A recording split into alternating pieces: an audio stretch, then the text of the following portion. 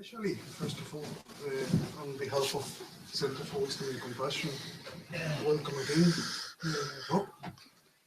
Thank you for coming again. It's been at least 3 years since you have been visiting us, or even more. At least 3 years. And we're very happy to have you here again. And to each one of you, thank you for coming. Tonight is very special that we're having this open talk for anyone.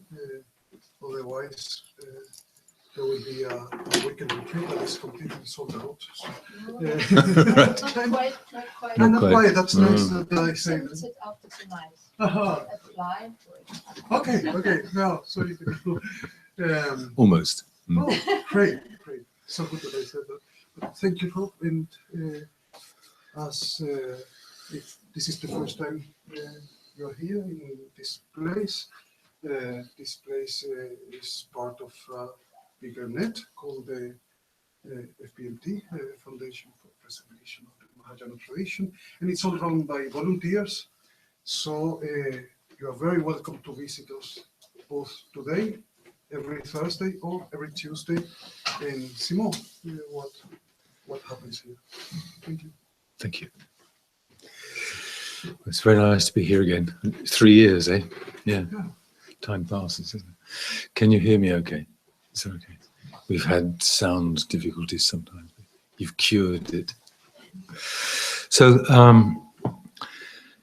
I'd like us to begin with some meditation, and then I think the theme, if I remember correctly, is nature of mind or Mahamudra or something. Is that right? Okay. So let's begin with some, I'll guide you through a kind of sitting, breathing process. Yeah. Let's start with a refuge prayer. Those of you that are familiar with it, please join in. If you're not familiar with it, no problem. Okay.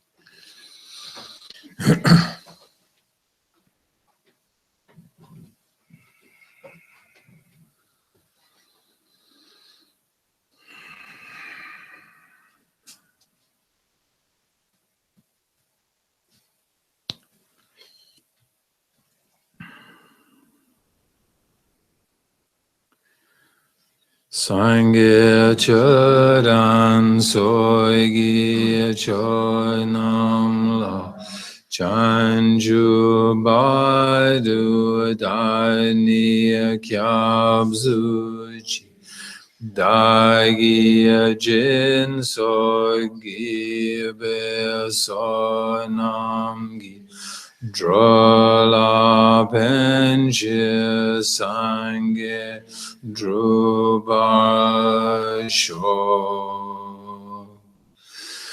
Sangye Chodan Soigi Choinam La Chanju Baidu Dani Kyabzuchi Dagi Jin Sogi Be Sonam Drola Benje Sangye Druba Sho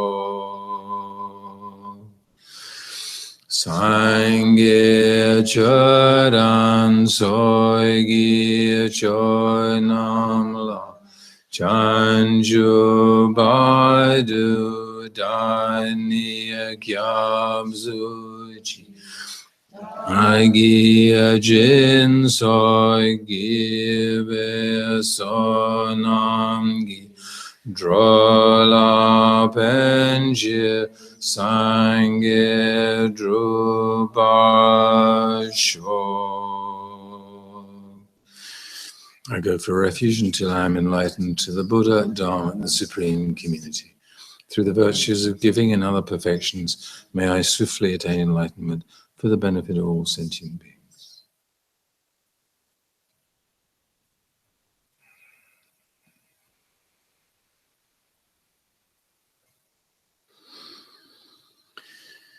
So let's begin by bringing the attention back to the natural rising and falling of the breath.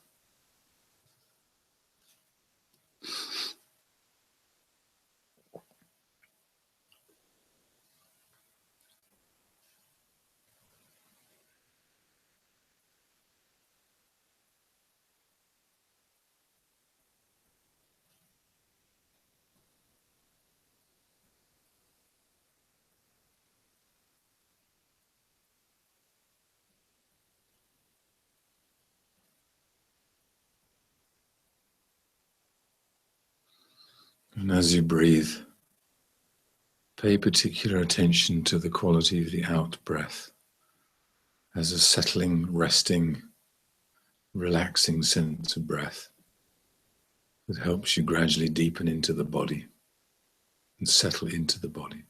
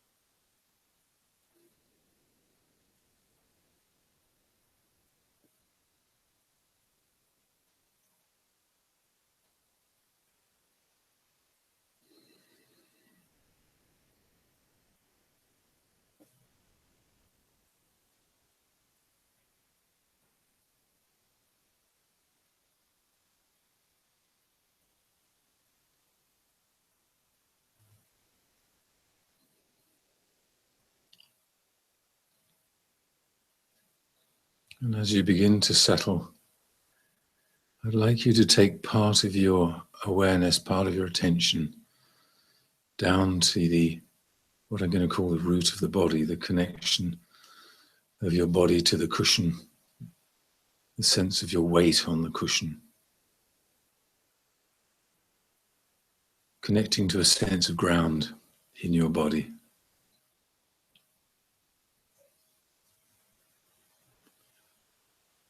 And the sensations in the root of your body.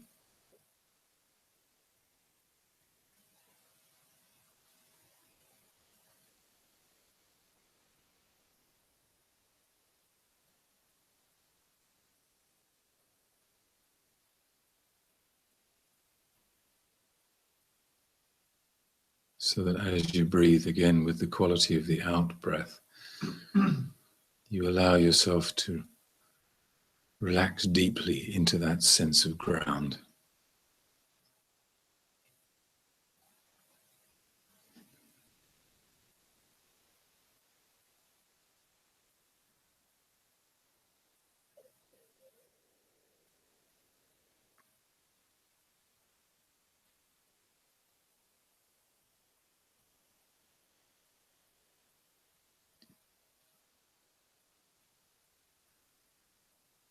Letting yourself rest in and be supported by that sense of ground.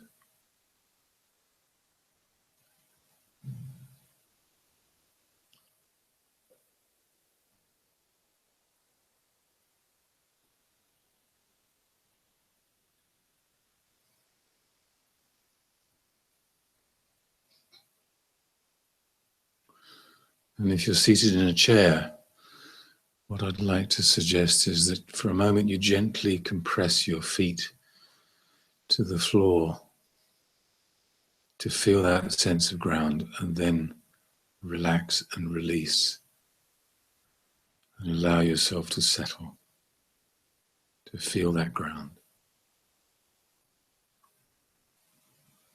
And maybe repeat that. Just gently compress your feet to the floor. And then release. And feel yourself connect to the sense of ground.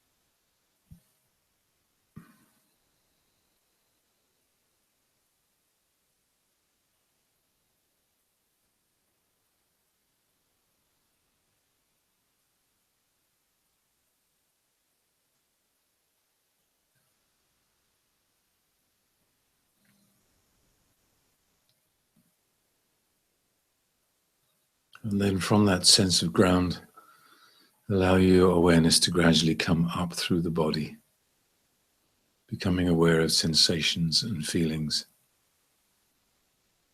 At first in the trunk of the body, and then the arms, and eventually the head.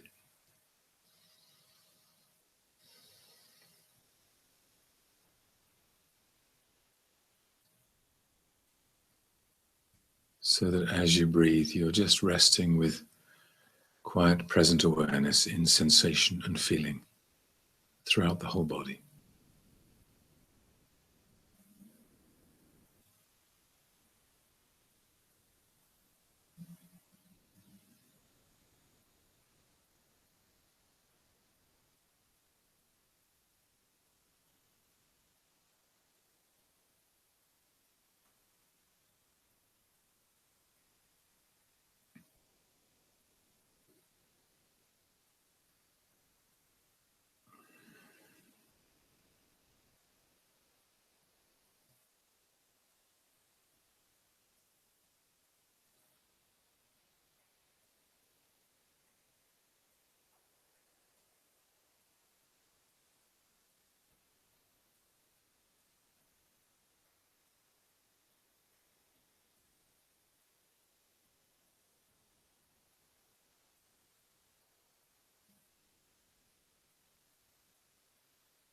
And whatever feelings or sensations arise, try to just allow them to arise and pass without contracting into them or pushing them away. Just give them space to be as they are without getting caught in their story, without judging them, but with a sense of openness and acceptance.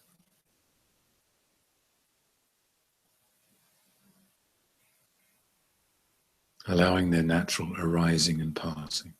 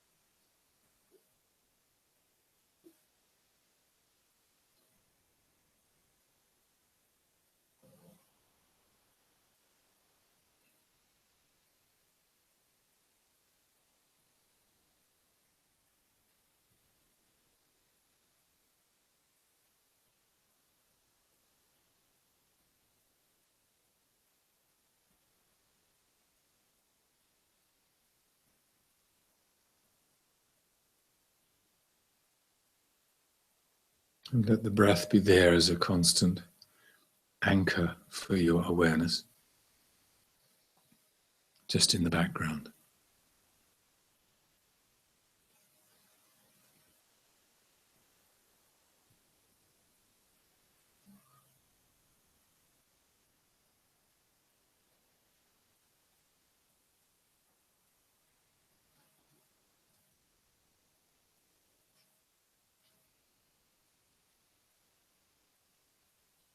But allow your awareness to also gradually open and become more spacious,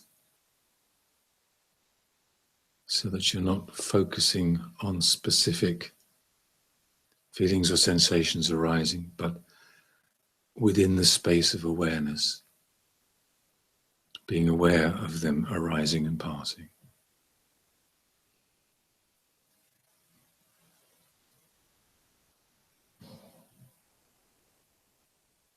So as you breathe, allowing your awareness to gradually open and become more spacious and relaxed.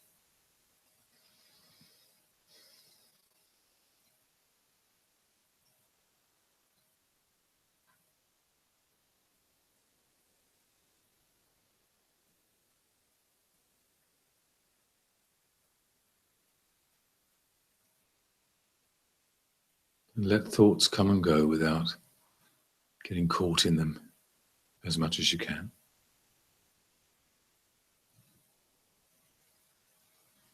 They don't have to disturb if you just allow them to pass through.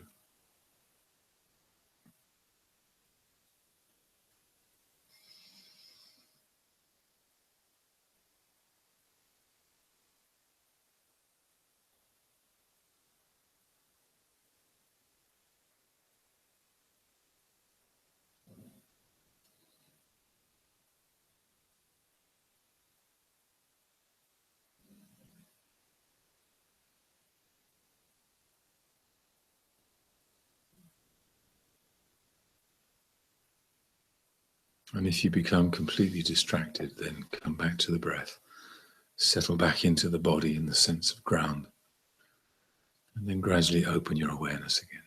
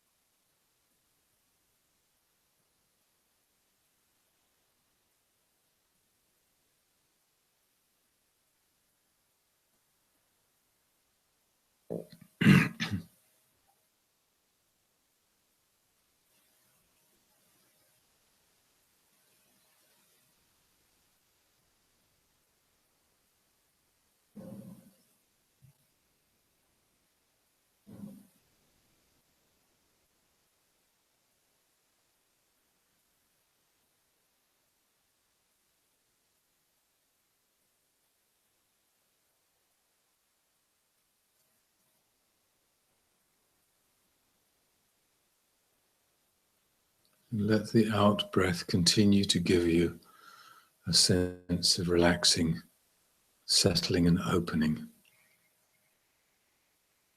as you breathe.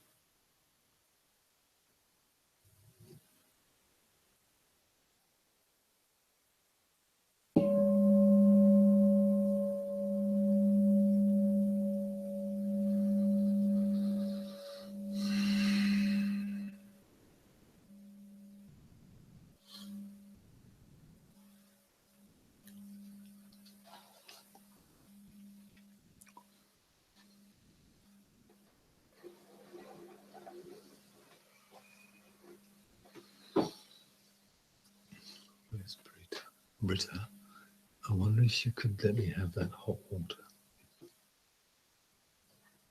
Sorry.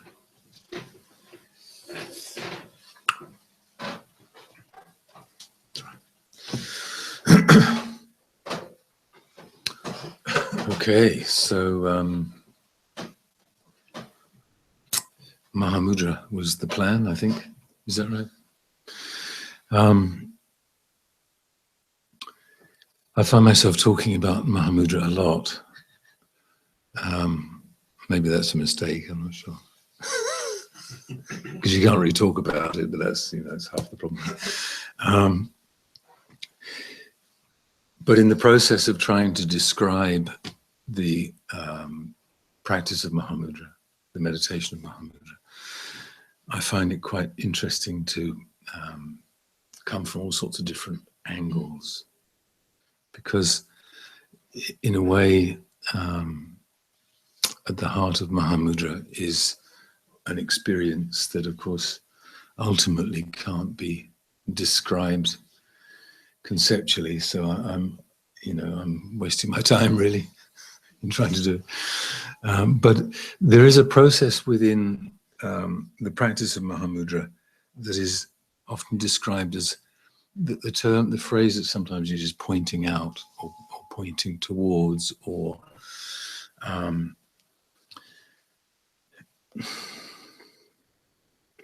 like facilitating the gradual connection to the process of Mahamudra practice. And I think it's interesting to explore that in lots of different ways. So as I was flying over on EasyJet, I was thinking, so how shall I approach it this time? And I was reading a book that some of you may have seen by Stephen Batchelor, is an old friend of mine, and he's written a book called After Buddhism or something like that, yeah, where he goes back to a lot of the roots in the Pali Canon to look at some of the basic principles that the Buddha taught, that of course have changed almost out of all recognition in terms of those of us that receive the Tibetan tradition of Buddhism. It's hard to see where it actually comes from in terms of the original Pali Canon, because the Tibetans have done their own job around it, which is fantastic. But it's interesting to then consider some of the very early ways in which the Buddha described certain things. So it was quite fascinating just looking at some of the things he's drawn out of the Pali Canon, and how they might relate to this theme of Mahamudra. So I'd quite like to weave something of that in, if it's possible. I may not get there, but you never know. But something that came up while I was thinking about this was I'd quite like to just reflect for a moment on something that I'm sure most of you that have been around the Tibetan world, Tibetan Buddhist world for some time, will be familiar with, and that's the idea of what are sometimes called the two truths: relative truth, ultimate truth. Yeah, these may be familiar concepts to some of you, and of course, as we begin to study that within the context of the Tibetan tradition, they've very much become kind of doctrinal principles that we can unpack and look at more and more deeply philosophically. So as philosophical principles, they become well, thank you, established as part of the Tibetan teachings. And so we learn from the geshes and this sort of thing, we learn a lot about these two truths. It wasn't necessarily there in the original Pali Canon, but it's kind of, it's interesting to see what's emerged. And I suppose what was going through my mind was what these two truths, as we like to call them, point to are, if you like, two dimensions of our experience that appear to be in some kind of relationship to each other, but that give us very different experiences of our reality. So we talk about relative truth as the world of appearances and phenomena of things that come into existence. Maybe they're impermanent and they're dependent arising and so on. But the relative appearances of our life are the stuff of our day-to-day experience, aren't they? And so we speak of that in terms of maybe conventional truth or relative truth, whatever word we like to use for it. And okay, and and we like to talk about it philosophically, if you like, in terms of the appearances of our reality that are dependent arisings. They arise in dependence upon causes and conditions, and blah blah blah blah blah. You know, so there's a lot of ways in which we're taught to understand the nature of relative truth. But we're also taught that these appearances, although they appear a certain way, the danger is that we hold them to have some kind of substantial, intrinsic, enduring nature. So we're kind of misled by our mind into holding these relative appearances, relative truths, as though they have some kind of intrinsic, enduring nature. I'm getting all philosophical now. I'll stop in a minute. Rather than recognizing that actually if we investigate the nature of these phenomena, we discover that they are fundamentally transitory, they have no enduring nature, and there is no intrinsic substantial quality to them. They are empty, we say.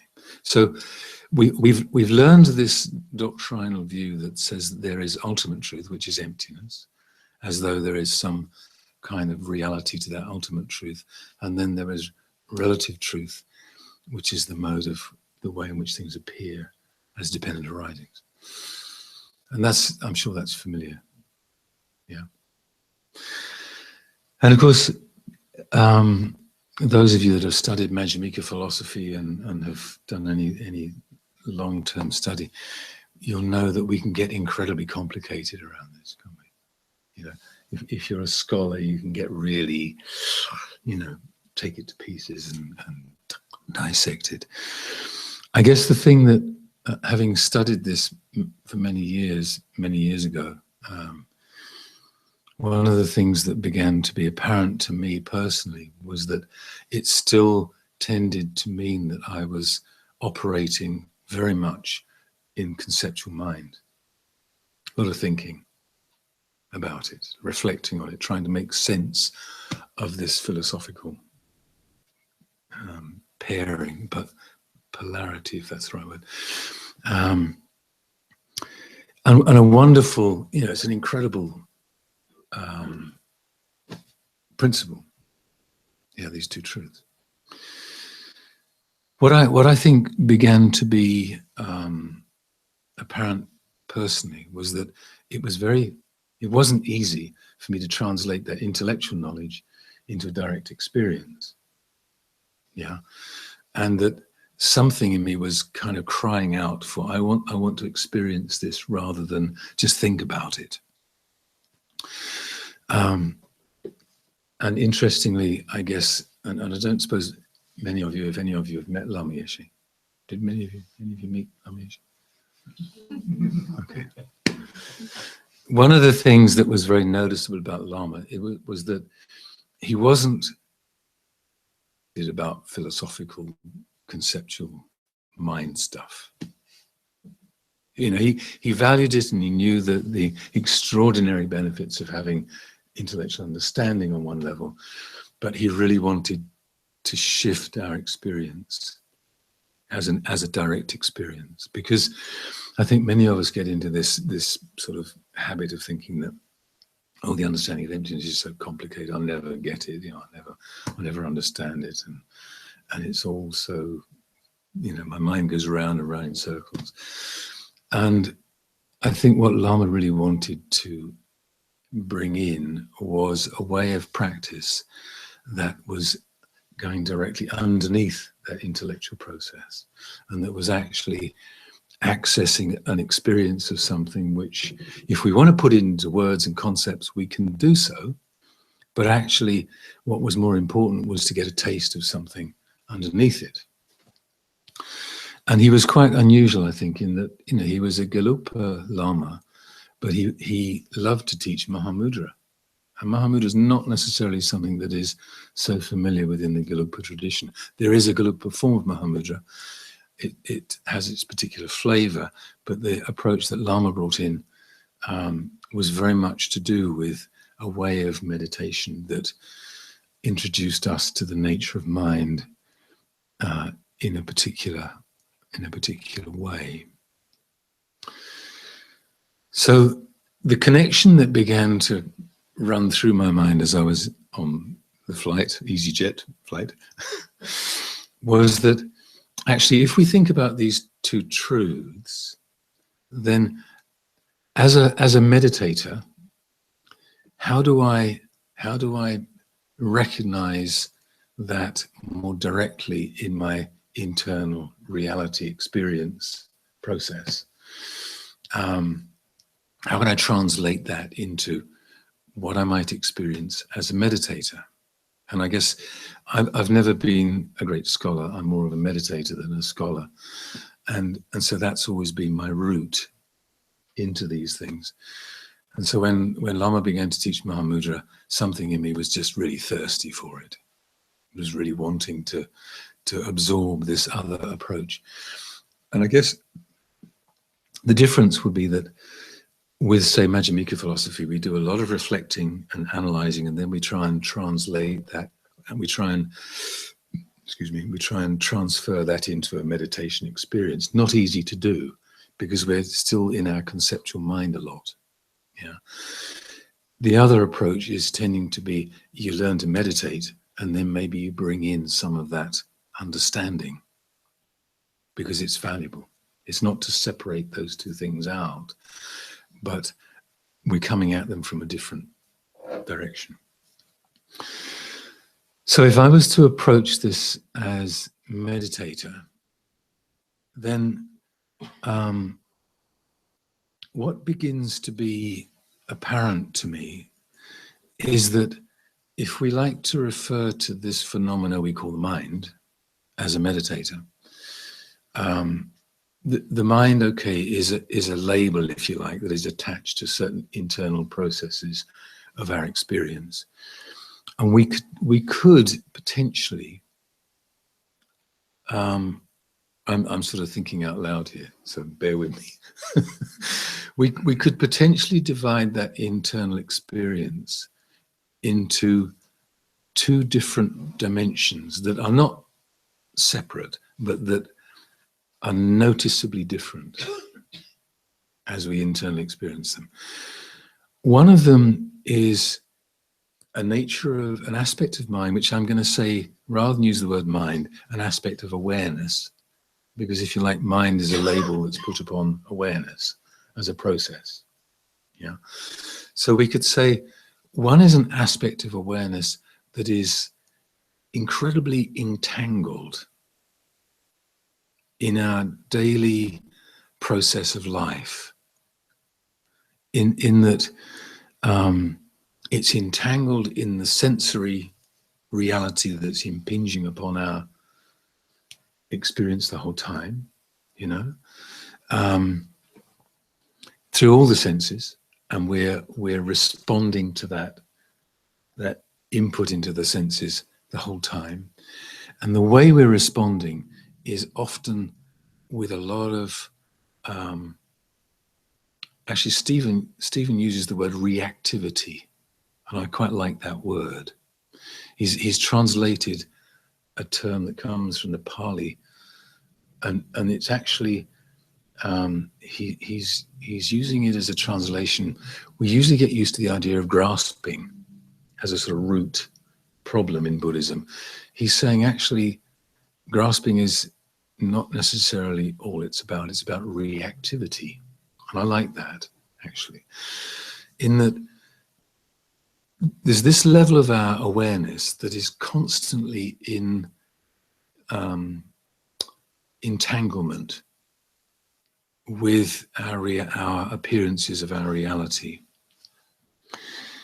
and gets caught in the process of reactivity. Yeah. So I come into any circumstance, and my internal process of awareness is doing all sorts of stuff to it. I'm projecting all sorts of expectations and fears and uncertain, reaction processes to it. I may have more strong emotional reactions that begin to arise as I get more entangled. And so we may not be hugely aware of it because it's kind of our normal reality, if you know what I mean. It's just what goes on all the time. We're so used to being caught up in that moving awareness, constantly changing, constantly reacting, constantly responding. It has a lot of feeling and emotional tone to it. Yeah. As we respond, as we react, it has a lot of undercurrents of what word to use? Patterns of well, I guess reactivity again. Someone says something to me and I'm a little bit upset, I'll react in some way. So there's a lot of movement of intentionality in it as well. It's incredibly busy, isn't it? Yeah, for most of what I said. Yeah, maybe not. Maybe you're very fortunate.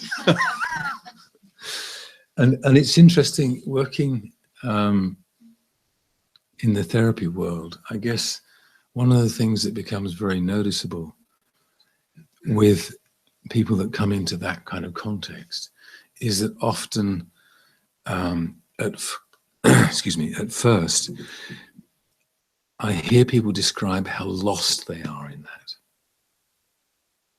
Like it's so quick and it's so potent on some level that we sort of drown in it, or many of us drown in it. We get lost in the proliferation of all of that stuff going on. It's a pretty gloomy picture, isn't it? But in varying degrees. Yeah, maybe all of you here don't struggle to that degree, but I mean, I was talking to someone the other day who was really describing so much of that entanglement, and a lot of it comes from early wounding, early psychological stuff. It's not even necessarily current affairs, as it were, current stuff. A lot of it's coming from other levels of our experience in early life and so on. And it's just busy, isn't it? And as I say, in the therapy space, there are times when I encounter people that are just lost in it. And it's very painful. And that process of reactivity is really, the truth of suffering, isn't it? Again, Stephen talks about truth of suffering, and he's reworded it from the Pali, which is kind of interesting. But that's, in lots of ways, that's our everyday experience of quite a lot of internal, if you want to use the word, suffering. Yeah. What do you think? Yeah. Can I ask a question? Yeah, please. I kind of have a theory. Okay. That if you're kind of ignorant, if you're stuck in illusion, for example, stuck in Maya. So you're working, whatever, and you do your job and your life and stuff, and you're going to get thicker and thicker into the web, and you keep buying into it, and you keep buying into it. And then, for whatever reason, you come into contact with, say, Dharma. So then you start to have an understanding, but as you said, you're still reacting. Yeah. So what you're doing now, so before you were kind of like going downstream, but now you've got an awareness of your reactive mind and your habitual patterns, but you're constantly battling it because you can't just turn off your senses. Yeah. So then you're treading water. So I believe like a lot of people are treading water, like they have no understanding, but it's not what they're doing. So if you really want to make advancement spiritually, or whatever you want to say. Whatever that means, yeah. Whatever that means. Does that mean you like? I just can't understand how you could do that without going and being a hermit and go living in a cave. Okay, that brings up a whole other question. Right. Can we come to that? Yeah. So, I think no, I think you're making a point that I sort of want to follow on with, and that is that, you know, at first we may be drowning, and then we begin to realize we're drowning, which is, you know, there's a shift already beginning to happen, and say, for example, in the therapy space, maybe people come into therapy because they realize they're drowning, rather than just they're drowning. So I suppose we could say that the first step is to begin to recognize that this is going on, and that this whole process is an entanglement that is not easy to get out of. All the time we, I suppose one could say, all the time we don't begin to find another way in. And this is where I want to go, I suppose, really. So I guess one of the key elements of this aspect of how our awareness is operating is that it's very sticky awareness. You know, something arises, we stick to it. Yeah, and we could translate sticky into attachment, you know, grasping, whatever you want to use. So there's a number of things that happen. One is our mind is very sticky, very, very caught in, like Velcro, you know? So we can't easily separate out from it. There was another thing that came in and just went out. We're sticky in something else as well. What was it? It'll come back. So the tricky thing, I suppose, is that we don't have an awareness that can be sufficiently, at first, should we say, we don't have an awareness that can be sufficiently free of those processes to be able to witness them very well. So the first process, in a way, is to begin to witness it rather than drown in it, you know, which is partly the knowing it's happening. But there's more to it than that, and that is that if we, from a Mahamudra point of view, what we also can begin to recognize is that there is another aspect of awareness that is not, it isn't sticky, it's not drowning, it's not unconscious. It's also not, that was the other thing I was going to say, it's not contracting into these experiences, but is actually always there in the background as a quality of more spacious, open, clear awareness. Now, the sad thing, let's say the good thing is that it's always been there.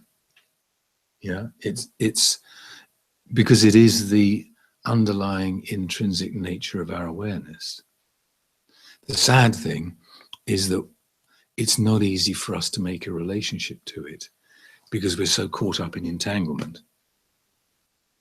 Yeah.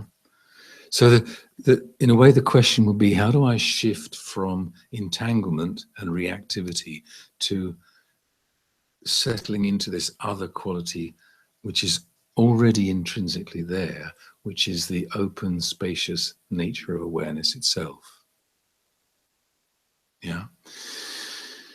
Now, it's that shift from, if you like, moving mind that's busy to recognizing the intrinsic nature of awareness itself that is clear, spacious, open, and is not actually caught up in the busyness.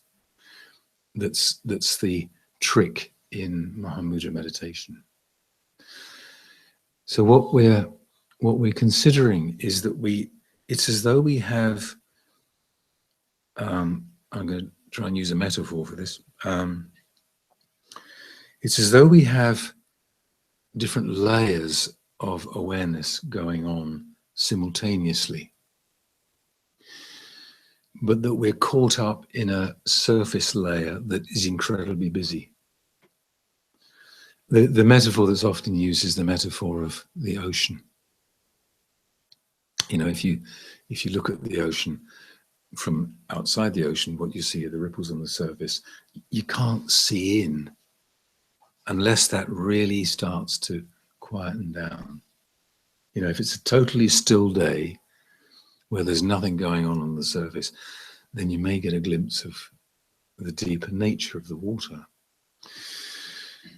And that metaphor is very similar to our mind, actually, in that all the time we're caught up in the proliferation or the entanglement, then we're not recognizing that this deeper quality of awareness is actually always there, always has been there, in the background or beneath, at a deeper layer, deeper level.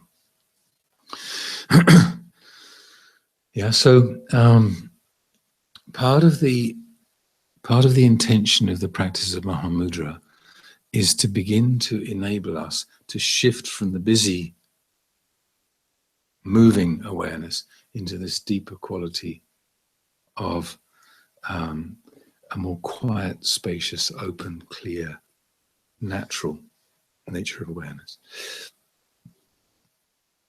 So the tricky bit is, how do we make the transition? Yeah, and I guess that's where there are a number of things that we begin to do as part of the process of it. And in a way, we can't do this through a thinking process. That's part of the shift that we need to make. If I this is something that I think many of us may find difficult to do, which is that we are so habitually used to seeing our life through a conceptual process, through thinking, reflection, as almost a means of control. Yeah, and this will vary from person to person. Some of us may be more subject to this than others. But there are occasions when I meet people who the prospect of letting go of the conceptual mind is actually quite scary, because it gives a level of security in knowing stuff. You know, I think when I first became involved in the Tibetan tradition, I learned lots of stuff. You know, I had loads of notes and I memorized loads and loads of important instructions and philosophical things. And there's a part of me, I think, that was actually quite reticent to let go of it, because I believed that it was what was really important about the Dharma. And so I sort of had all these teachings and all these instructions.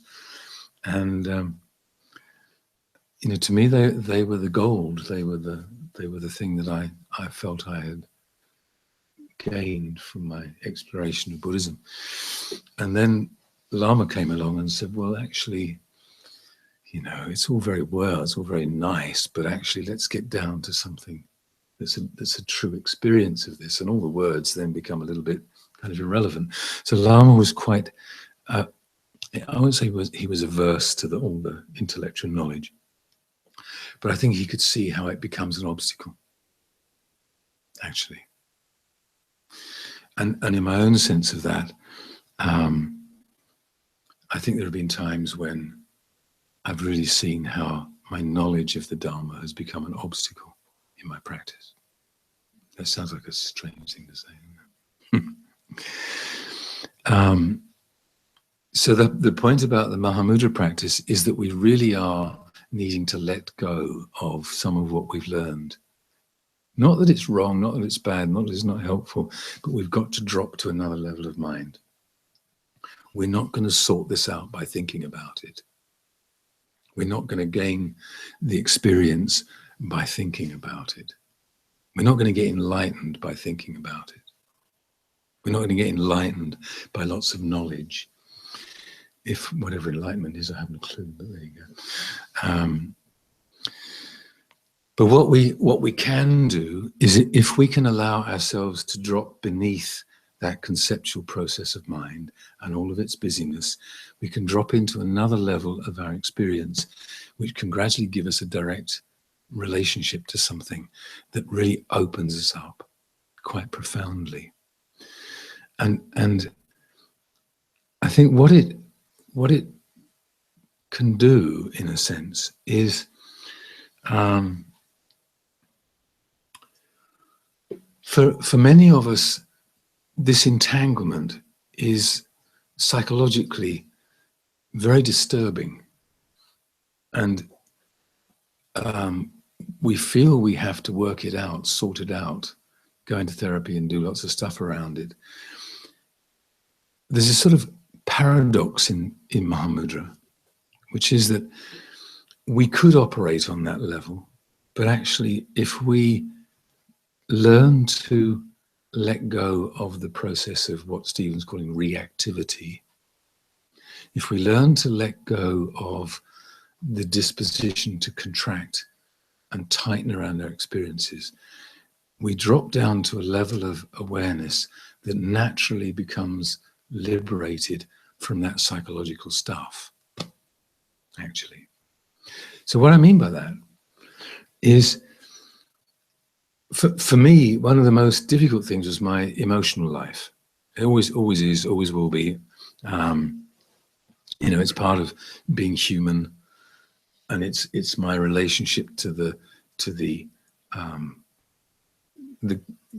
my relationship to my life has a lot of emotional process in it. And it really isn't the emotional process that's the problem. It's how I keep responding to it. Yeah.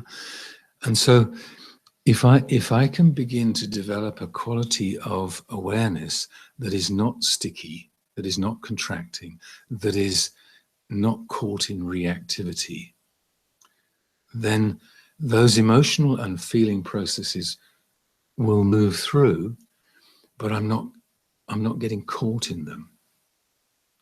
And so what I'm actually beginning to do is to rest with a certain quality of awareness that is no longer trapped in that cycle of reactivity and entanglement. If I'm not making sense, you please tell me. So what in our MAHAMUDRA meditation, one of the things that becomes really priceless, I think, is that we're developing the capacity to rest with a kind of awareness that allows our normal processes to arise, but doesn't get caught in them in the old way. So, you know, huge sadness or grief may arise for something. And it's not that I'm trying to get rid of it, because that's the problem, but rather I'm trying to develop a quality of awareness that rests comfortably with it, allowing it to move, because I'm not contracting into it, I'm not reacting to it, I'm just allowing it to be as it is. Am I making sense? Yeah? No, it's not so easy. I know it's not so easy, and yet, in a way, once we begin to get a bit of a taste of that, then it radically changes how we are with our experiences. That isn't to say we shouldn't sometimes go into therapy and work with it on that level, but what am I saying? What I'm saying, I suppose, is that the constant movement of our relative life and the internal reactions and responses to it are not the problem. The problem is that we get caught in this, what Stephen's calling reactivity. We get caught in the sort of stickiness around it. And so we lose awareness, we lose space, we lose that openness that just allows things to be as they are. Instead, we get kind of caught in it and entangled. We could say that that entanglement is samsara. Don't see why not? Yeah. If I can open out and not be caught in the reactive entanglement, it doesn't stop it from happening, doesn't stop it from being part of my reality, but I'm not caught in it. In one respect, you could say that's liberation. Yeah? On a very simple level, that's the difference between samsara and nirvana. Same experience, same life, same reality, same processes going on. But instead of being entangled in the reactivity, instead I'm seeing the reactivity, I'm opening and letting things move as they need to move. So, sadness may arise, some kind of response to something may arise, but I'm not getting caught in the same way. So we could say that that's liberation, actually. And within Mahamudra teachings, there's often this expression that samsara and nirvana are the same nature. They're the same reality. We're just seeing them from different places in ourselves. We're either caught in entanglement or we are in that place of the cessation of reactivity. Yeah? Sounds all right, doesn't it? So, in the process of Mahamudra, what we're gradually doing is we're shifting and deepening our experience away from the entanglement for the time being to the place where we rest more and more quietly in the natural spaciousness of awareness. And there are kind of steps in that process. It's not going to happen instantaneously. And so we need to take it a little bit at a time. And as we get more comfortable and more restful in that more spacious sense of awareness, then that provides us with an incredible ground for our daily life experience. Yeah? Because it's as though we're shifting the whole basis of our experience of reality. Instead of that entanglement, we're coming to ground. We're coming to a place of where we can actually rest and not be in the storm. The storm may be still around, but we're resting somewhere in a space that is not caught in the storm in the same way.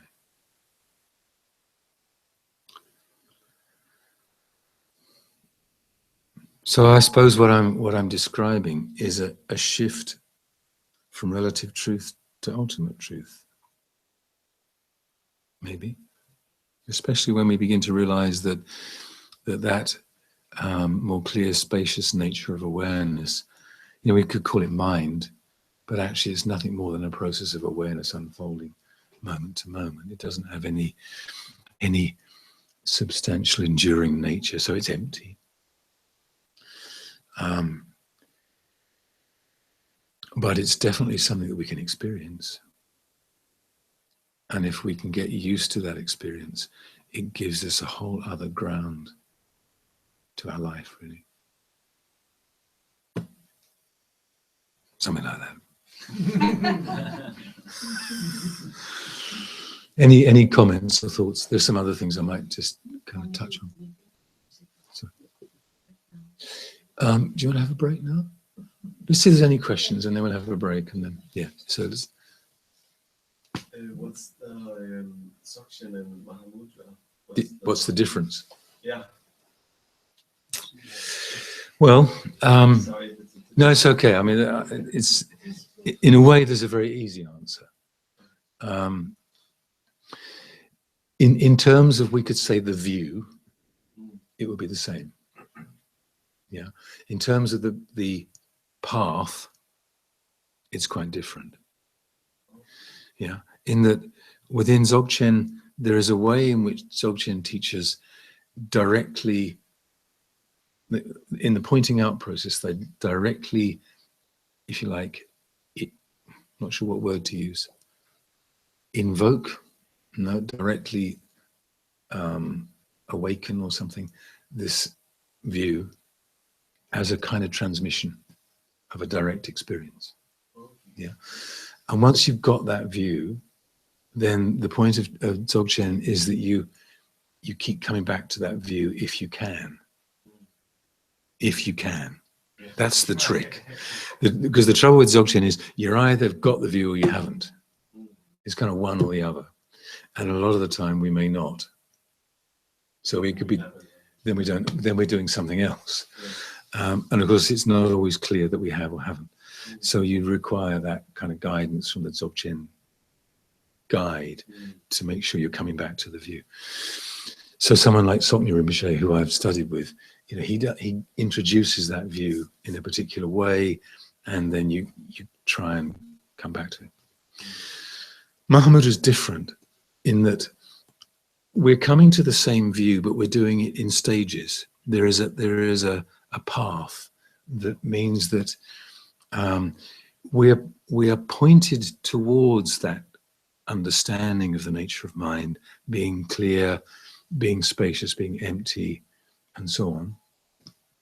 So we're given the indication, and it's in that direction, and then we're given ways to gradually move towards it as a sort of organic evolution, so that we can have a clearer sense of where we are in our practice. So, for example, and this is what we're doing at the weekend, if you're coming, what I'm going to be doing at the weekend is guiding through the various stages of Mahamudra that lead us towards that experience of Rigpa, of the view. And I think for us as Westerners, personally, that feels like a useful path. And having studied Dzogchen as well, I'm very aware that I'm glad I've studied Mahamudra. Yeah, because I know that there's another evolution here. Yeah. Is that yeah, that's so is that enough for now? yeah, that makes sense. Yeah. So as I say, I'm kind of grateful to Lama, for example, and grateful to the Mahamudra teachers that I've had that have shown me a step-by-step process. Because as a Westerner, you know, the Dzogchen experience is often something that's very easy for those that have got some past life experience, or they have a particularly powerful Lama can go, you know, give you a bit of a blast. And then you're kind of hungry for it, and maybe the next year you're trying to get back to it, but you don't quite make it. So it's little bit tricky. But with Mahamudra, there's a gradual unfolding that we can see a deepening and an opening and a gradual opening into the experience. Yeah. So I personally quite like that. You know, I don't have the karma for the other one, I guess. Got to do lots of purification. Yes, please. My question addresses the staggering odds between a reptilian brain, 220 million, versus the rational neocortex, 200,000 years. And so the grasping survivor versus the rational meditator. Mm. And so how can we convince our little mind that this is going to work? That the mind is going to be the pervading state of being. Yeah, and I think what I would say to that is that is the evolutionary process of Mahamudra.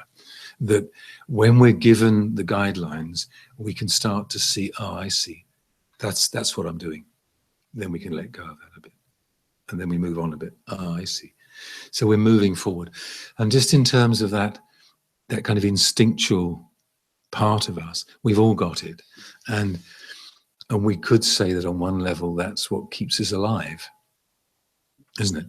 You know, the contraction into a sense of fear is really necessary. It has been for, you know, millennia. When we recognize how that happens actually directly in the body, and we see the contraction, we can start to choose to do it differently. Yeah, but we won't make that choice just by intellectual, oh, I know I've got this habit and, you know, I shouldn't do that, and it's not going to make any difference. But if I'm sitting with an awareness of what's happening in my body, and I notice the shift towards contraction, and you will feel it. Yeah, as soon as we notice ourselves get caught in that reactivity that Stephen says, that I use the term contraction. As soon as we notice the contraction, we can see that very instinctual level of reactivity, and we can make a choice around it. We can stay open. And fear is a good example of that. And my own sense of looking at that in meditations, I find it really fascinating, and to the point where sometimes it's quite interesting to put ourselves into fearful circumstances and watch it. You know, fearful circumstances. Let me give you an example. I was, some of you have heard me say this before, so if you have, then you can go to sleep or something, I don't know. I was in Spain with my children, my family last year in the Picos Mountains, and there's a gorge that we walked up, and in this gorge there's a bridge that goes across the gorge, and the bridge is made of little wooden slats with big gaps in between.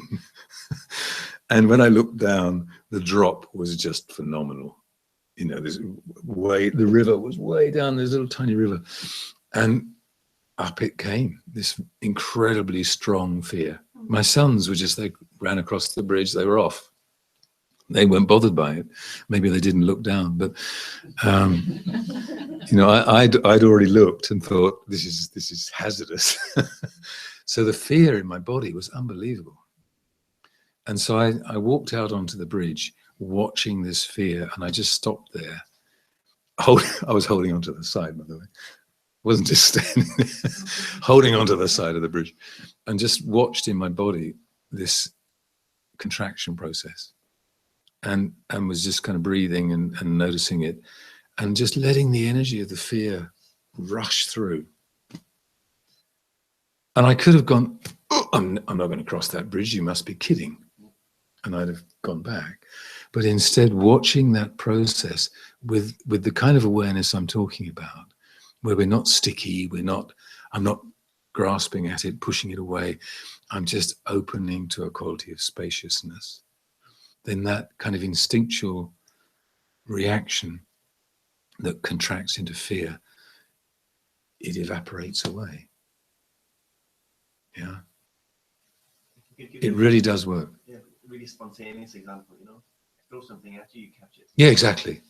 Exactly. What's going to change that reaction into? Well, there could be times when it's important to do that, isn't there? Yeah, To catch it. That's the gamble, isn't it? Mm. With the odds at stake. I think I'm often amused by those that practice a particular style of Vipassana where they're labeling something. And you could be, you know, man with gun, bullet coming towards me. Stay with the breath. Rather than... So, you know, there are times where I don't think what we're not trying to do, okay, we're not trying to negate our relative response. Yeah, what we're trying to do is to have that relative response within a broader space of awareness. So I can make a choice. Yeah, I could choose, you know, not to react, like with the bridge. Yeah, or a bus is coming, actually it's right for me to react. I need to step back. Yeah. And we can do that with much more spaciousness, much less emotional reactivity, and that entanglement isn't there in the same way. Yeah. But we're not, what I don't want to suggest, and I don't think this is certainly not, as I understand it within Buddhist teachings, we're not trying to negate that relative responsiveness. Yeah. So we have responsibility. Yeah. But we're not caught in it in the same way. That's the liberation, really. So we can live our life, but there's a certain level of liberation within that, because we've opened the awareness into this more spacious sense. And what I don't want to suggest, we'll have a cup of tea. No, you want to stay. What I don't want to suggest is that this is a really difficult thing to do. It's not, actually. The philosophical thing may seem very difficult to understand and make sense of emptiness and all these different philosophical principles sometimes, especially if you're not a scholar. But this is something we can experience directly, you know, and we don't have to have lots of knowledge to make that subtle shift and opening to that natural quality of awareness. It may take time, and you say about retreat, you know, we may need to spend time giving good attention to this process. So it's not going to happen one weekend workshop or whatever, you know. We do need to give it time, but it's very definitely within our experience, partly because that is the nature of our mind. It's already there. It's always been there. We've just lost relationship to it. Yeah. Are there any other comments, or should we have a cup of tea? You don't have tea, whatever you have. Yeah. Perhaps I would also say about saying with the reptilian mind, I would also say that one thing that can happen is that the mind finds so much more pleasure in this state of mind instead of grasping. Yes. So that's also perhaps a way that the reptile can say, okay, Enjoy. that's nice. Yeah. That Mm. much more. Mm. That's a really good point, because actually one of the reasons that we don't always enjoy our life as much as we could is because of all of that contraction and stickiness. If we can let space into it, then we can enjoy fully, actually, our experiences. I remember Lama once said, the trouble with us is we turn our enjoyments into kaka. You know, by this mind that gets sticky and cold, and reactive. Yeah. So we're not enjoying with real spaciousness. We're enjoying with, well, I want some more of that. Well, oh no, it's all finished. The ice cream's finished. Let's have a tea break. Or whatever you have, coffee break.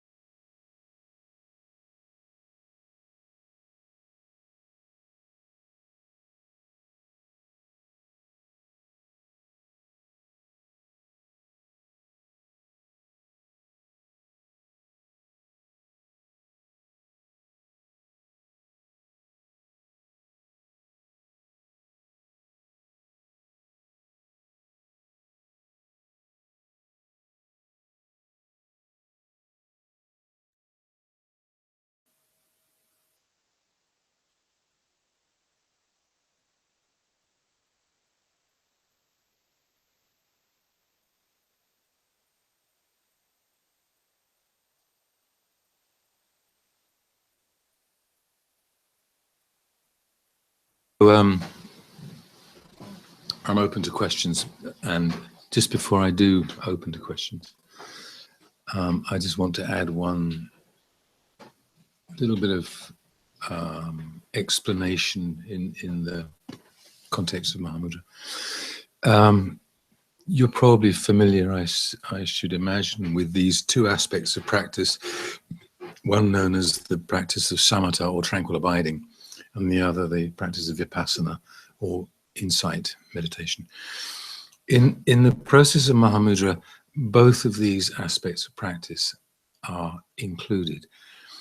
And very often we spend quite a lot of time, first of all, on the samatha aspect of that. That's to say, really cultivating the capacity to rest in clear awareness, deeper and deeper, more and more spacious, and with a quieter, more stable capacity.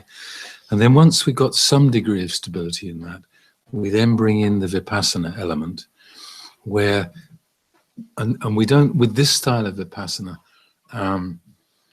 we're not going into analysis. I don't mean Jungian analysis, or, you know, we're not going into an analytic process as much as an investigatory process. So the metaphor is more like we then begin to explore the nature of phenomena that are arising, rather like shining a torch in a dark space. We're looking around to see the nature of certain things. So these two practices of samatha and vipassana are, to begin with, practiced slightly separately, but at some point they're practiced together. There isn't a big separation in the two, and that's partly because in the excuse me, in the process of Mahamudra, as we begin to settle and look at what's arising, it's very natural that we begin to see its transitory nature. We begin to see its ephemeral nature. So even within the process of the samatha, the tranquil abiding practice, because of the awareness of what's arising and passing, there's a natural insight grows without a lot of kind of analytic necessity. So we're not trying to go into conceptual mind.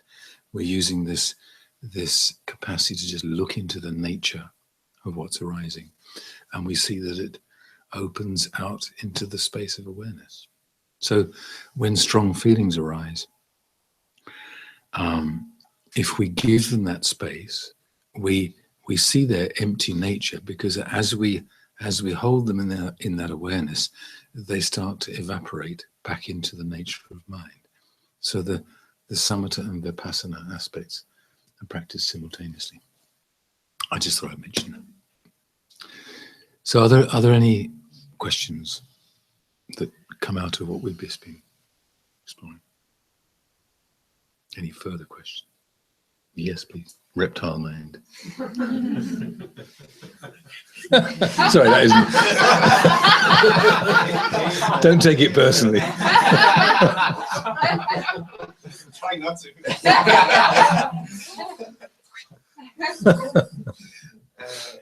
Yeah, so the path and the immediate. So there's a path towards an habitual state of where this becomes the norm of living in that open awareness. Yeah. So this is the I also. This is the identification with, well, actually, I am that space. Okay. And then so I realize that's opened up another question I get, about the vipassana aspect, which I can touch on if you like. Yeah. And then so one is the path, and the other is the resultants. It's already Yeah, happening. yeah. It's just my illusion or reactivity, which is preventing it from so from Mahamudra we often talk about Mahamudra of the ground, so to speak, or ground Mahamudra, which is the intrinsic, clear, spacious, natural, empty nature of mind. But the path is, we're gradually cultivating something which kind of opens to that more and more.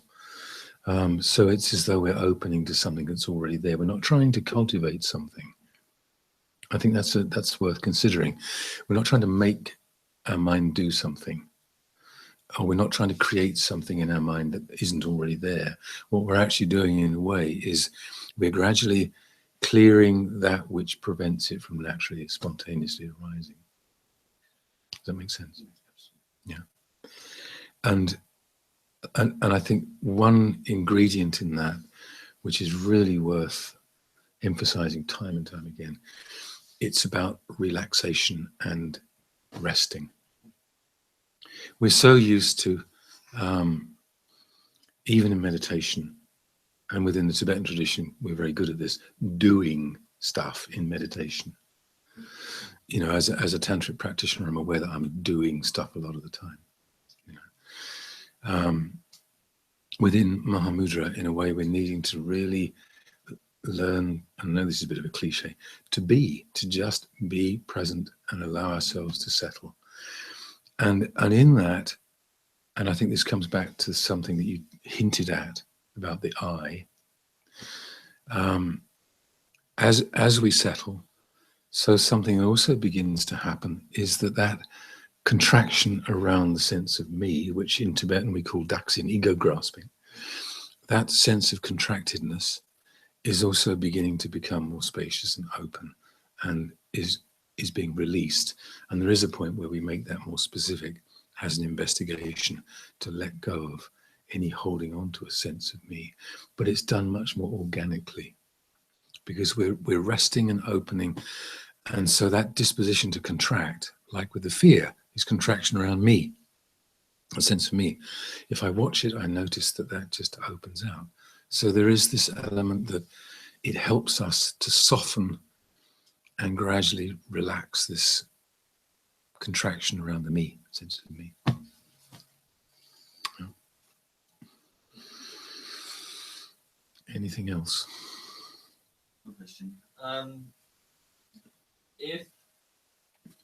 kind of get it with like the whole Mahayana tradition, because it's like a big wheel path, right? So you enlighten for the sake of other sentient beings, but the enlightenment comes first, right?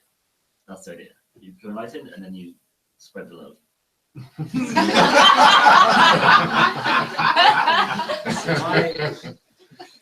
My question, Maybe. if you have an understanding of emptiness, does anything else really matter? Or should you just have it home?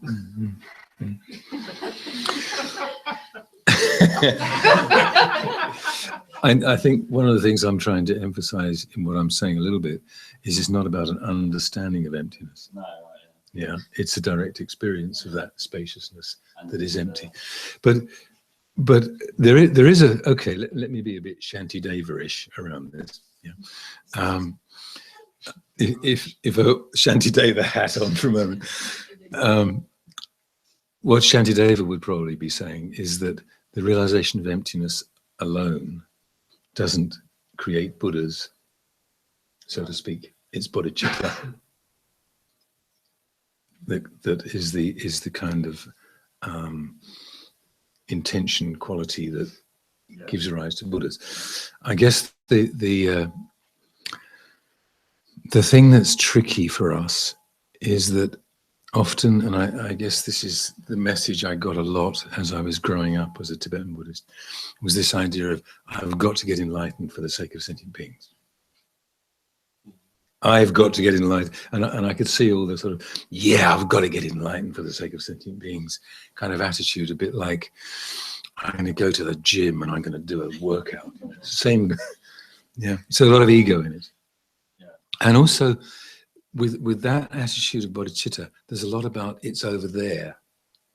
You know, there's enlightenment somewhere way over there, and I'm going to try and get there. And I think the thing about a way of seeing bodhicitta in the context of Mahamudra is that rather than seeing Buddhahood as the bodhicitta intention, it's about awakening that intrinsic Buddha quality that's already there. And that's not necessarily something which is there in the future, it's in the present. So we can then come back to the sense that what Mahamudra helps us to do is by coming back to that real present sense of opening and opening the heart. We open to our innate Buddha quality right now for the welfare of others. So it's got a different flavor to I'm going to get enlightened for the sake of sentient beings. You see what I'm saying? And there's a kind of paradox in that. There is a journey, but actually where does it awaken? It awakens in the present. Yeah.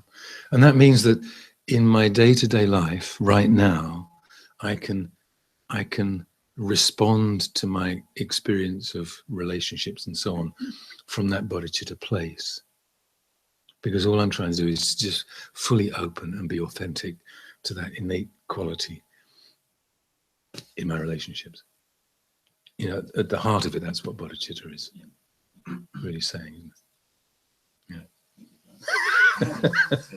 An emptiness, okay, if you want to come back to the emptiness thing, the more we can let go of the contraction around me, and the more we can kind of open to inner space rather than me contraction, the more we open that inner space, the more naturally compassion, love, and an expression of that comes into our life. So they work together beautifully. Yeah. Anything else? We've gone down the road of bodhicitta. What's the time? 8:45. So if there aren't any more questions, and I'm happy to respond to any questions about anything, not what's happening with the EU, I don't want to ask. Whether we're going to vote yes or no. You said something about that it's scary when you get a very little glimpse of this we can get.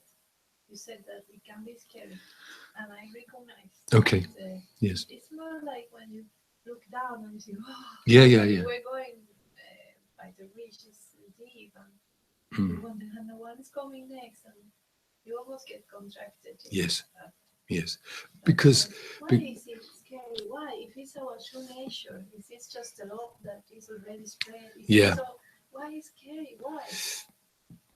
I'm going to have to be a bit psychological about this, Okay. if I may, because I think this is something that in my work as a psychotherapist and in my own practice and my own psychological exploration, I've wanted to make sense of on some level in a deeper way. And there's a really interesting connection in it to our early experiences of whether we feel safe and held and kind of held compassionately in such a way that we can relax and allow ourselves to just be. So what I'm talking about there is very early patterning in relationship to mother, primary care, or whatever we care to call it. And this can happen very early on in our life. It's interesting that that natural ground of the nature of mind is also sometimes called mother clear light or mother dharmakaya.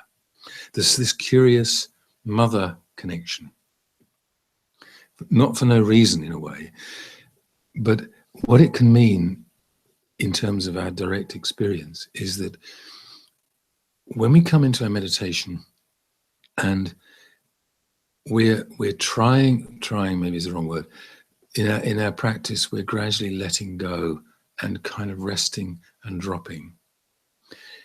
Is it safe? Is an echo of something very early on in our life. And there is that question that it's the ego that's afraid of letting go. Yeah, and a lot of that can echo something very early in our life. But it's also quite understandable that on some level, that part of us that's been holding on and contracting doesn't want to let go, doesn't want to release.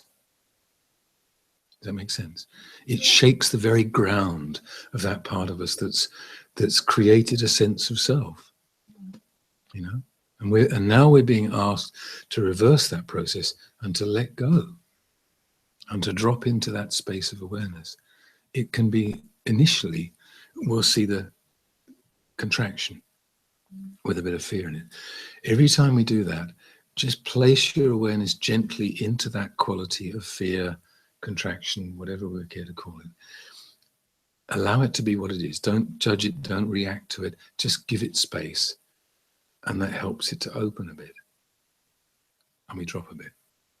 And we maybe reach another kind of level of, not sure I can let go here. Just do the same.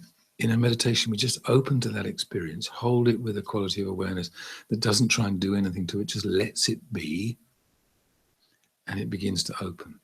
And then we can keep dropping. And a lot of our meditation is orientated around that process. Gradually letting go of control, letting go of the contraction, dropping, releasing, opening. Yes, please. I was thinking in terms of normally in Tibetan Buddhism, you talk about the preliminaries first. Yeah. And how important they are. And a teacher I've been following, which I really like and devoted to, he also talks about the importance. And I really feel why he's does that, and I really feel that it really has a shift in me. Going back to the basics. Yeah. How to take refuge. Yeah. How to like Yeah.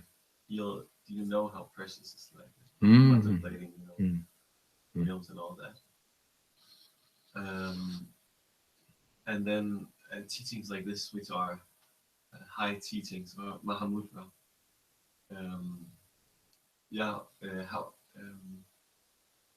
How do so it's.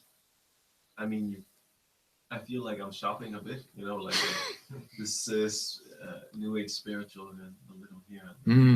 Sometimes, but no offense, it's not. I don't mean. I can cope.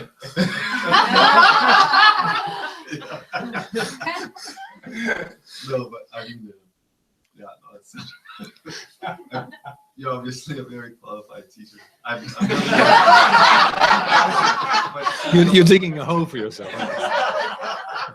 Get to the point. I can feel the fear coming. Yeah, so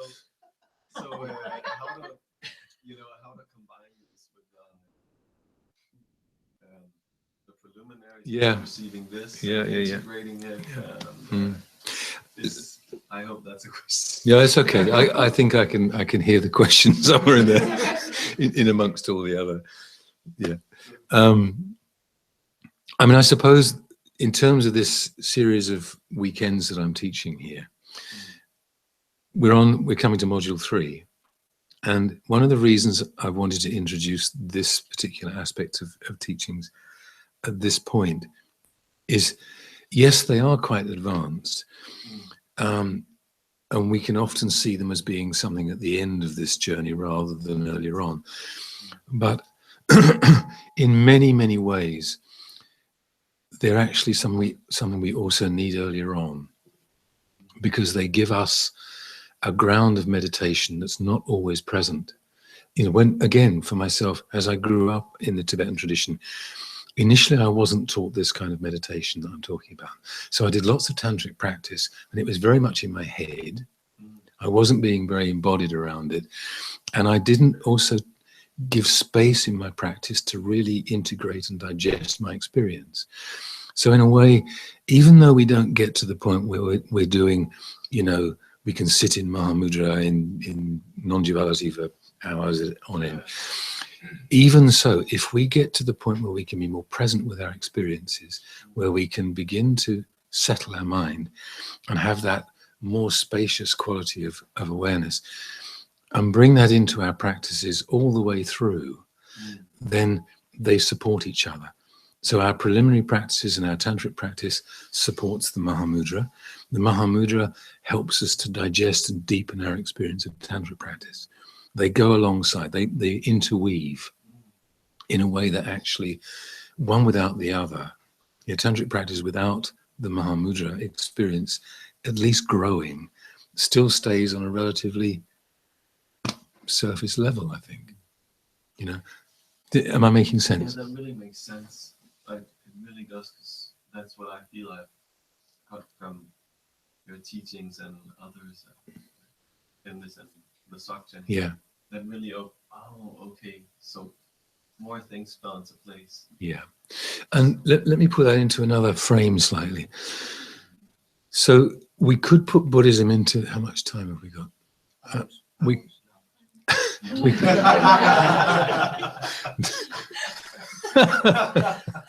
we could put Buddhism into, I'm generalizing here, but we could see three different ways in which we can understand the process of Buddhist practice. There is the sutra level, which gives us a huge sense of what is to be cultivated and what is to be abandoned. It gives us our ethical ground. It gives us an understanding of these things are wholesome, these things are not wholesome, and so on. It's quite dualistic, yeah, because it's kind of saying this is good and this is bad, sort of thing. But that's a very important ground.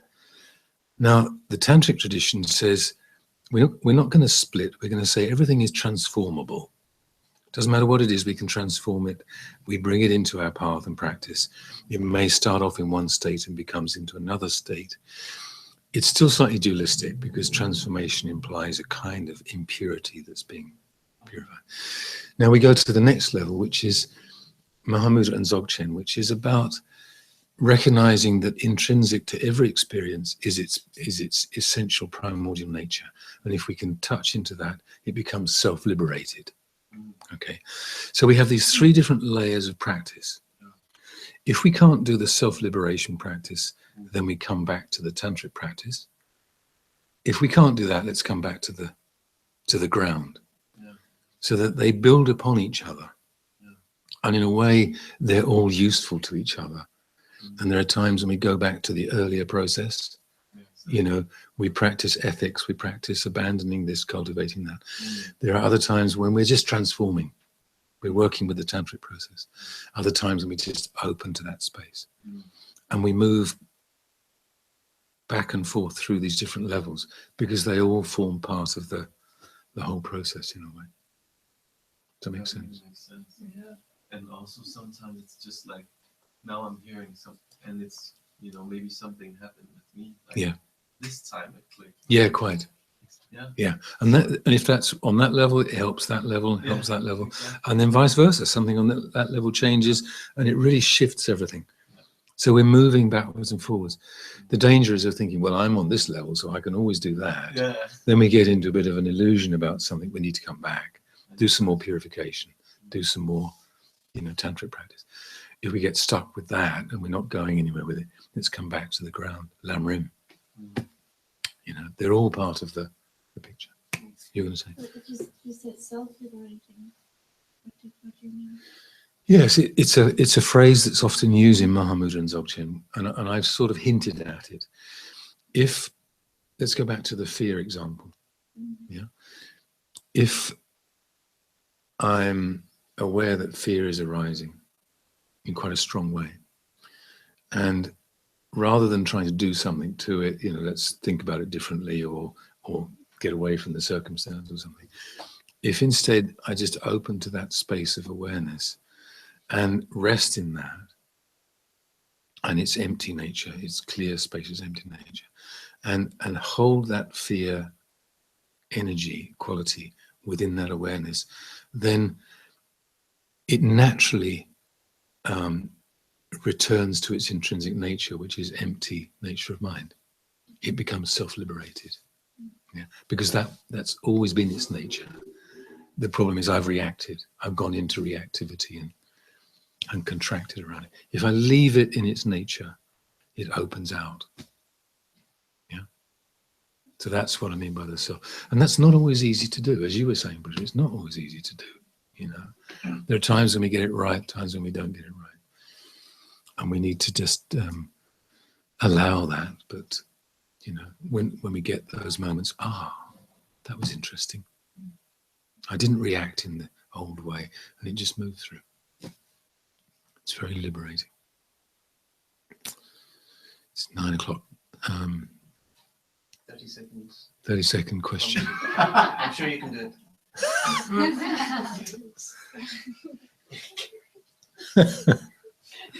10 seconds. Yes. Yes, you're running out. You're running out. Tantra is a rather large umbrella organization right now. Can you just expand?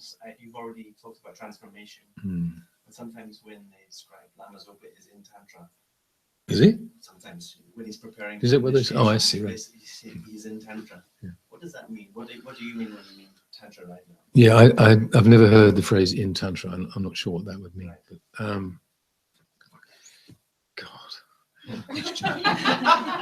Hours. I said hours. Yeah. Time is running out. We've got 10 seconds.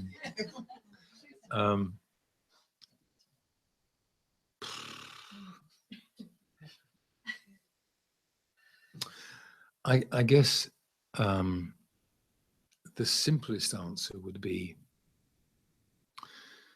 that in the process of Tantra, we shift our attention to our innate vitality, energy, nature in particular, that is always operating in our nervous system and is at the root of an awful lot of what happens in our mind, in our emotional life and so on.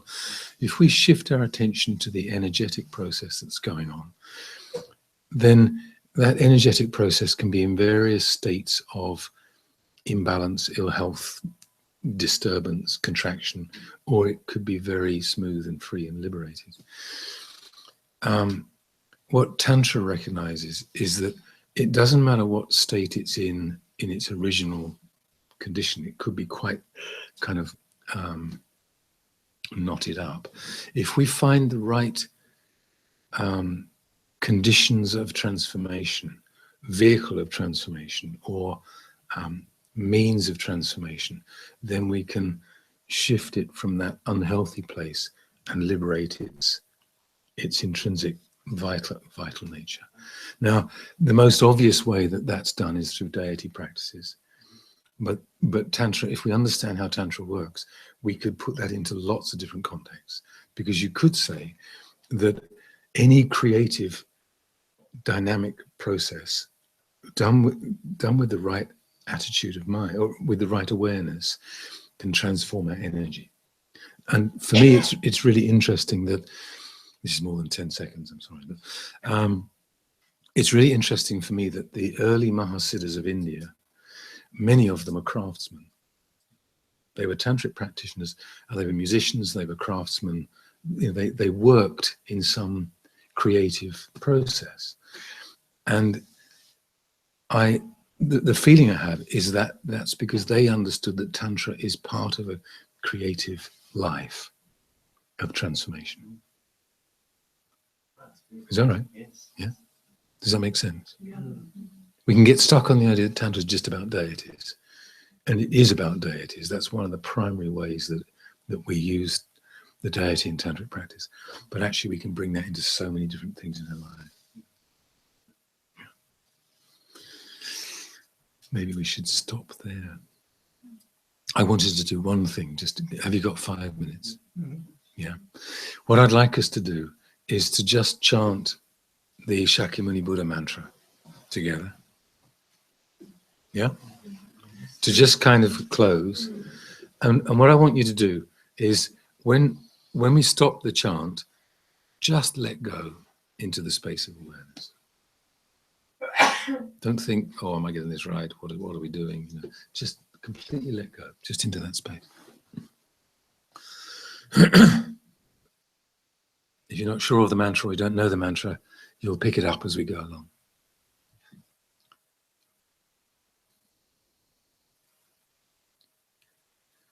Taya Tam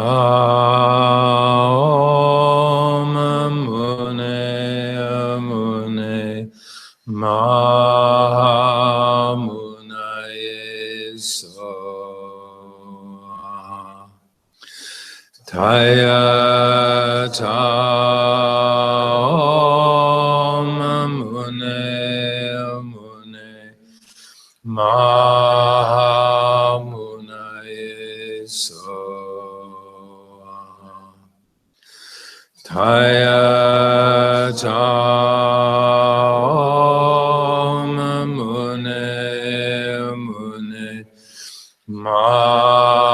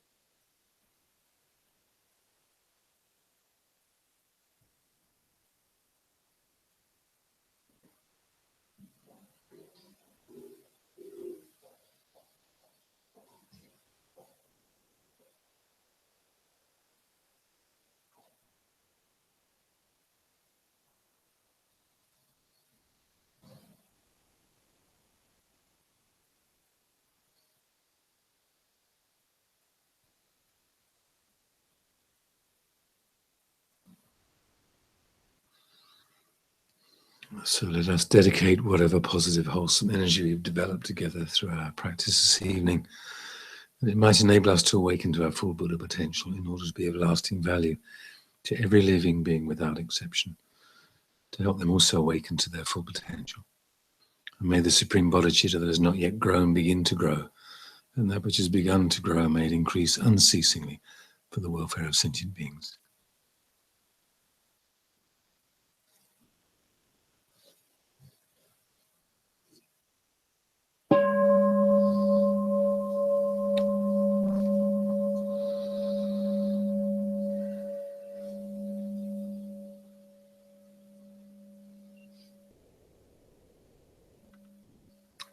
Thank you.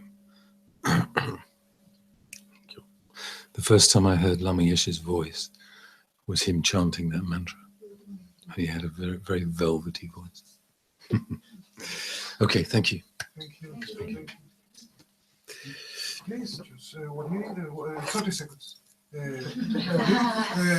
May I remind you that this center is completely dependent on your very gentle and generous support. And as we move in waves, we have come again into a wave of economical difficulties. So anything, we suggest a donation of from 60 crowns per session, but anything from 1 to 17,000 can be done via mobile pay and or cash. So please remember about that. And it's not worse because none of the volunteers are charging anything. Can I just ask if there are any spots available? Because someone asked me today, and I was just wondering what is the official answer for the weekend course. If there are any spaces available for the weekend course starting tomorrow? Yes, a few.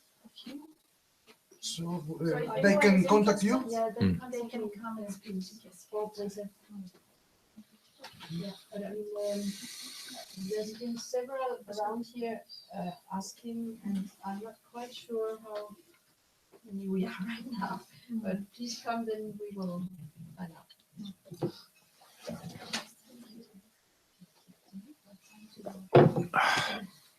Good. So those of you that are coming at the weekend, see you on Saturday. And tomorrow. Oh, it's tomorrow. Yeah, of course. Beg your pardon. Friday. I thought I had the day off. I was going home. 5 o'clock. Yeah, 5 o'clock.